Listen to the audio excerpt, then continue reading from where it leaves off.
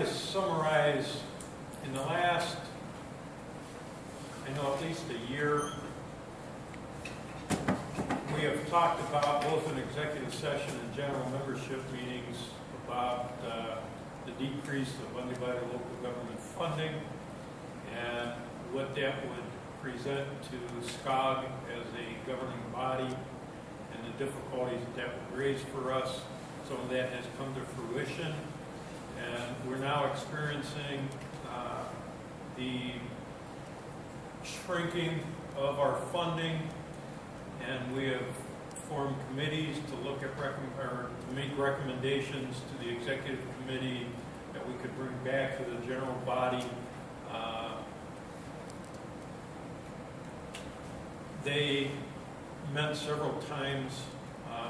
There were leaders from our community that were well-versed in government funding, etc. We tried to brainstorm and come up with alternative funding, and quite frankly, we don't feel that it's out there at this time. And they brought back a recommendation that was made from the County Police Chiefs Association that if there was not sufficient funding to keep the various entities of SCOG operations going, that the police chiefs felt that disassembling, or that's probably the wrong term, they felt that no longer reimbursing the funding of Metro would be preferable to no longer funding the crime lab. And their logic and reasoning behind that was simply that they felt that when funding levels quit decreasing and leveled off or increased again in the future, that Metro would be a entity that would be easier to jumpstart again, so to speak, back up to its levels that we're maintaining at this time. So that was their recommendation. We've discussed the financial issues on the executive committee in pretty good detail for the last 4 to 6 months.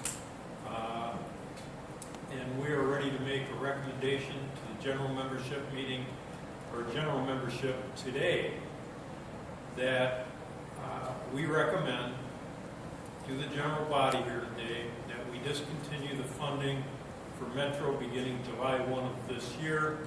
That should save us approximately $165,000 for the remainder of 2012 that we can apply towards funding of the crime lab for 2013. I know there's several members here that sat on that committee, and obviously the executive committee members that were here for the discussions within the executive committee. And we would like to carry or ask for a motion of general membership at this time to do that, to make a motion that we discontinue the funding for Metro beginning July 1. The logic was that if we quit funding Metro, it would allow us to sneak through 2013 with being able to successfully operate the crime lab close to the present level of services that they're giving at this point. That was it. I'm glad to see that the sheriff and Chief Deputy McDonald and Sergeant Oliver, representing Metro, could attend this afternoon. I would open it up for your comments also. I've had previous discussions with the sheriff. He certainly understands this is nothing more than being driven by the budget. It's not that anyone's unhappy with Metro or their performance or what they deliver to the community. It's a matter of dollars and cents, and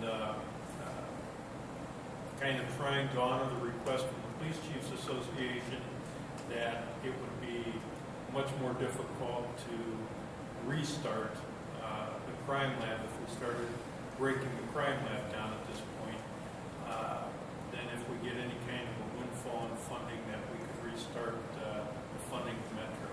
Sheriff, do you have anything you'd like to address? Yes, Mr. Chairman, we'd only ask that we understand the budget issue.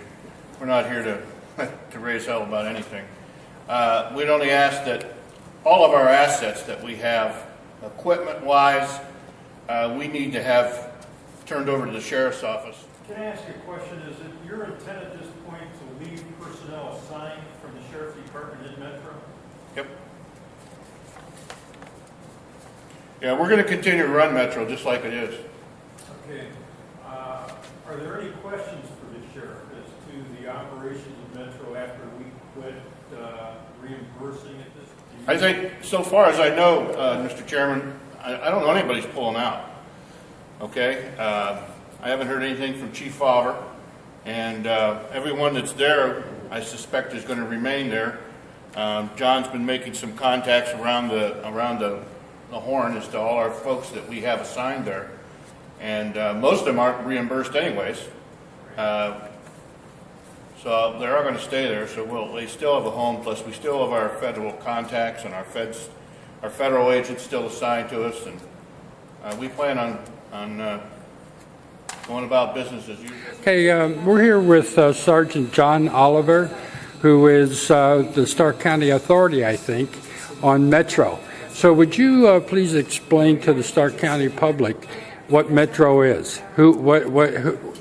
How's it made up? What departments of law enforcement make this up? Stark County Sheriff's Office, Canton Police Department, Perry Township Police Department, Louisville Police Department, North Canton Police Department, Uniontown Police Department. I don't think I left anybody out. I hope not. Then we have ties with FBI, DEA, BCI, and Board of Pharmacy. And the mission of the organization? Is to apprehend drug dealers, pushers on the streets, keep working our way up to the big level guys who bring in the bulk amounts to our Stark County. And how is the SCOG decision to not fund Metro going to impact the operations? It'll impact us in a lot of ways, but we'll have to just get creative and prioritize and stay on the mission.